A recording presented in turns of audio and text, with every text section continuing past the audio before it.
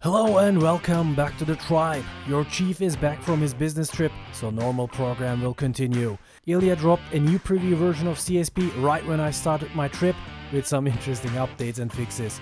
Version 1.8 preview 2.18 can now be downloaded through his Patreon page by becoming a Patreon of Ilya. Let's see what the major changes are. Let's start with the changes to the AI. AI's got a lot more tweaks to try and get it to act better in rainy conditions. First and foremost, they adapt a lot better to changes in grip now, no longer starting to suddenly break the moment they get into a puddle. There is now an experimental option for them to try and drive around puddles specifically as well. They would also downshift less and try to increase the distance to the car in front just to be extra safe. Tire selection logic has been rewritten so that AIs would avoid unnecessary visits to pits and choose tires more appropriately. Content Manager. There is a new Content Manager released from Ilya. Weather effects controller selection moved to the quick drive weather selection for a more seamless integration with dynamic weather effects controllers now capable of defining their own settings. Drag and time attack mods combined into a single submenu where CSP can also add new mods now instead of them showing up in modules.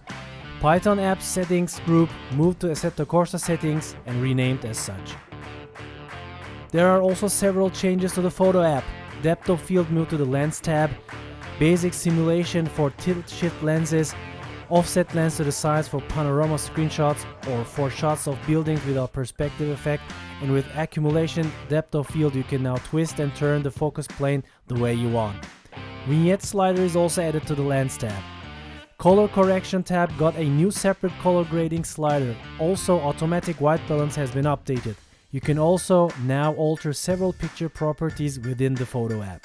FOV slider changed to zoom with units similar to the ones from modern phones. For people using VR, there is now an option to boost spatial audio and increase the stereo effect. Also for those using VR and streaming, there is a stabilizer option for VR mirroring, smoothing out head motion.